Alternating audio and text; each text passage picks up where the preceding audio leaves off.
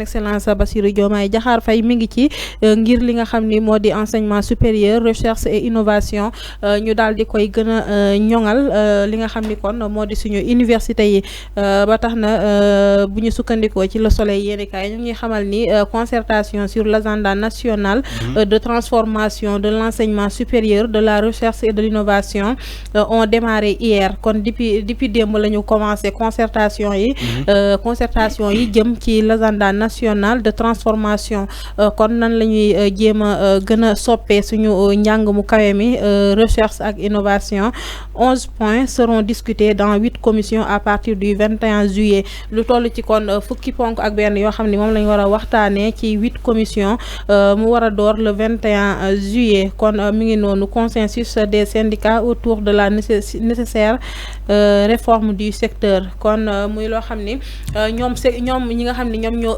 nekk ci njàng mu kawe mi yépp daal dinañ ci tënku muy ay consensus yoo xam ni c'est pour réformer l'enseignement supérieur kon muy loo xam ne lu am solo la muy secteur boo xam ni itam arfan kenn mënu koo négliger ndax ku ne xam na ni jàng mu kawe mi mu am solo la ndax boo jógee fi nga xam ni moo di lycée nga am sa bac fi nga xam ni fa lañ lay former pour nga mën a dem ci entreprise yi wala nga mën a dem fi nga xam ni fa la ñuy liggéeyee réew mi kon loolu yaakaar naa étape bu am solo la ba tax na kon tey war na ñu daal di koy xoolaat càmbaraat ko waaye tëggaat ko ba nga xam ne dina gën a mucc ayib arfan. Oui, comme président waxoon na ko ni que ils sont en train de voir d'abord ça je crois que Fani Yagoul le ministre de l'enseignement supérieur Abdourahmane Diouf je crois il l'avait annoncé ni que le système de l'enseignement supérieur surtout système enseignement boobu il faut que ñu xoolaat ko réformer ko toggaat ko ba mu méngoo ak yeneen système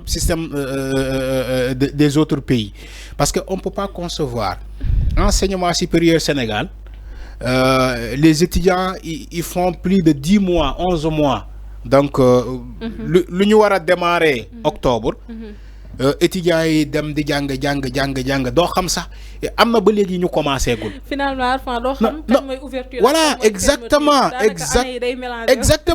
finalement doo xam ban année ban mois mooy ouverture ban mooy fermeture.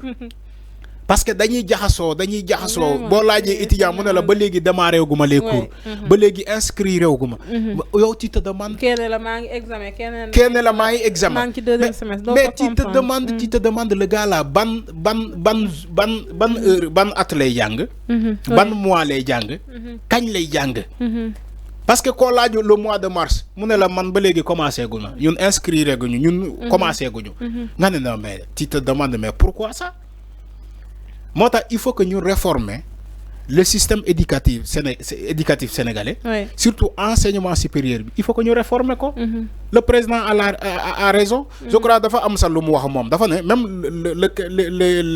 le cas du baccalauréat dafa wax bay wax ci baccalauréat bi moom le président Diomaye dafa ne le baccalauréat sénégalais doit sérieusement être réformé. Le taux élevé d'échec au bac est une anomalie donc qu'il faudra bien corriger.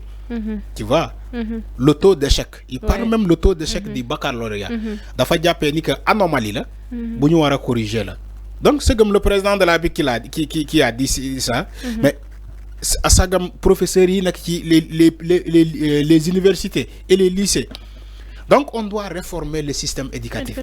On doit réformer l'enseignement supérieur ami parce que mënuñu continuer toujours enseignement supérieur boo xamante ne voilà doo xam kañ la ñuy tëj kan la ñuy ubbi mi ngi wax aussi avant ci wàlluk numérique bi parce que yaakaar naa war nañ toll foo xam ni man mën naa nekk Sokone di suivre les cours université vraiment mooy les études en ligne donc loolu c'est-à-dire que le monde a évolué ñun aussi war nañu évoluer on peut pas continuer d'aller à l'université amphithéâtre nga toog l'amphi est plein nga jël bic feuille di bind on doit outiller les étudiants qui les nouvelles technologies ni que mën ngaa nekk Ziguinchor nekk université Cheikh Anta Diop tu suis les cours en ligne tu télécharges les cours devoir bu amee mën nga nekk fële Fouta nga jàngee université Cheikh Anta Diop di def sa devoir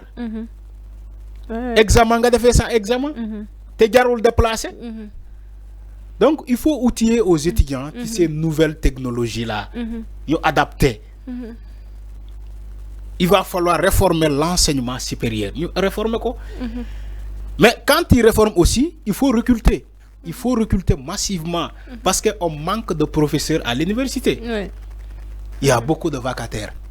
Il faut recruter les professeurs. Quand il y a 208 000, voilà 228 000 étudiants, 228 000 étudiants, dans les universités publiques comme dans les universités privées, il va falloir recruter pour 2000. Regarde, maintenant, Ami, regarde. 228 000 étudiants pour 2000 professeurs. 2000. Tu trouves ça normal? 2000 professeurs. Tu vois des petits professeurs, il y a des professeurs, c'est des vacataires. C'est des vacataires. Moi, l'État du Sénégal doit recruter massivement des enseignants du supérieur, doit recruter massivement des enseignants du collège, du moyen, du secondaire, même de l'élémentaire. Il faut recruter des enseignants. Je crois que le système éducatif manque d'enseignants. Maintenant, il ne s'agit pas de réformer, mais de recruter aussi.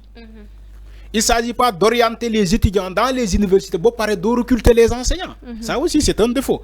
Ça freine, ça crée un blocus qui le système éducatif. Parce que s'il y a 5 professeurs pour 10 000 étudiants, mais comment vous voulez que l'enseignement qui ils vont bâcler les cours. Après l'année prochaine, il y a un taux élevé de candidats réussis au bac. Orienté les mêmes universités. Tu ne construis pas des salles. Mais Ami, l'illégal ouverture universitaire, mais c'est ces fondamentaux-là. Le manque de salles de classe, manque de professeurs, avec logements sociaux. Mais lolo boko régler ou les, nous réformer. Lolo, il faut qu'on règle quoi. Tu recrutes massivement les professeurs, tu construis massivement les amphithéâtres, les salles et autres. Et bon, pareil aussi, les campus sociaux là, man rappelé au Arfan bi ñu nekkee université pour t'aider de la force ngay dem. Mais c'est comme ça. Mais c'est comme ça. Tu quittes l'université Assane Seck pour venir l'université Cheikh Anta Diop pour venir faire des cours à l'école normale. Te école normale dañu xol lu ñuy piloter bu féké ñé amuñu cours. Gaay profito voilà gaay gaay profito dugal fa ay ki. Mais c'est partout dans les universités. Et université Assane Seck bu Ziguinchor. Mais les étudiants quittent l'université pour venir faire des cours à EATA. EATA étudiants ils vont nek xam nañu baax li bay wax. Mais c'est pareil pour université Sine Saloum. Mais li bay wax ni étudiants yi ñoo la ko wax ñun ñi sétane xam nañu que si Arfan dit des étudiants quittent l'université Assane Seck pour faire des cours à EATA ou bien faire des cours au lycée Djignabo Bassène, faire des TD au lycée Djignabo Bassène. Mais étudiants, ils vont dire que le gars là, il connaît ce qu'il dit. Si je dis que les étudiants quittent l'université Cheikh Anta Diop pour venir faire des cours à de la fosse ou bien faire des cours école normale et autres aux environs, le lycée Binek à côté. Mais étudiants, dañuy xamni que ki lu muy wax xam nako. Donc lolu état moko wara régler.